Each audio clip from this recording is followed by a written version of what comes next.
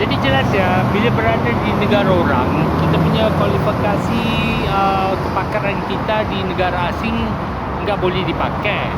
Jadi cara satu method untuk mencari pekerjaan itu melalui iklan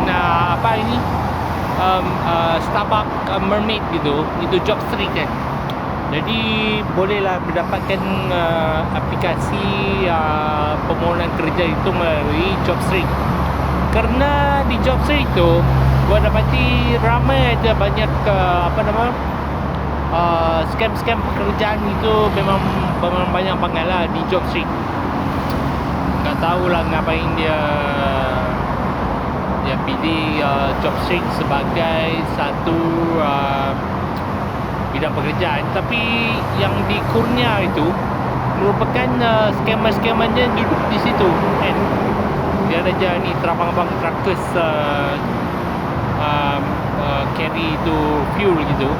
Tak tahulah diesel ke petrol ke tak tahu lah. Tapi perhati je lah di waktu kejauhan berada di negara orang je. Mereka ini semua sibuklah driving ke pejabat gitu. Ramai je mobil-mobil busy banget ke pejabat melewati highway ni. Tak tahulah ngapain dia busy banget je. Udah detik berapa udah 10 detik 10 kepagian gitu kan, 10 lebih kepagian gitu. Masih ada manager busy banget driving supir driving mobil itu. Supir itu manager kan, busy banget. Tapi lu tahu kan, itu job street itu bidang pekerjaan itu kebanyakannya scammer. Jadi scammer ini duduk di Kurnia itu. Kurnia, gua enggak tahu Kurnia building ke, Kurnia insurance ke, aku enggak tahu lah kan. Tapi memang busy banget lah mereka buat scam pekerjaan itu.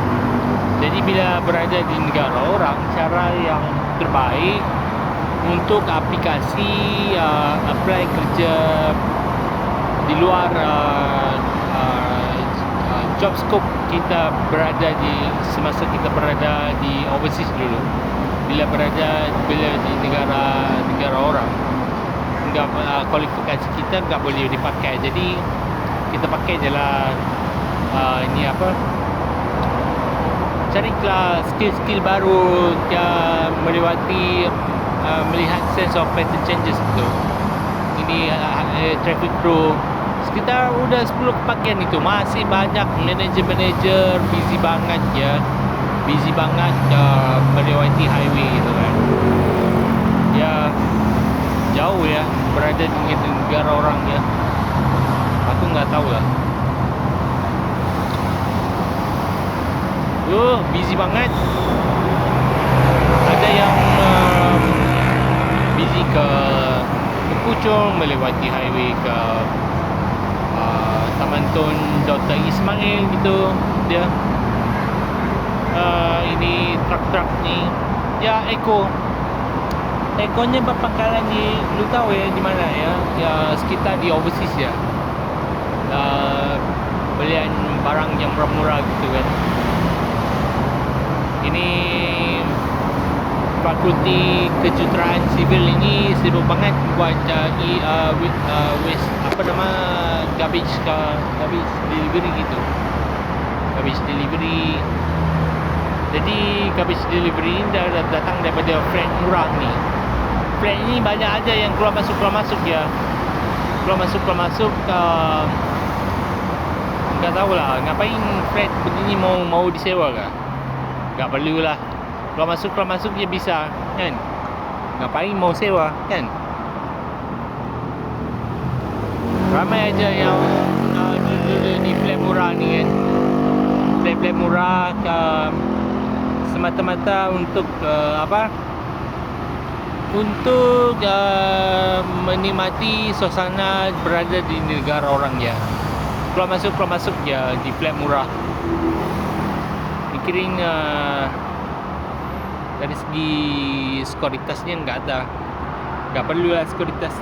Kalau masuk je flat murah kan. Tak ada kualitas gitu. Kan? Aku pernah banget lah. Aku mau cari ke breakfast gitu. Udah 10 kepagian itu.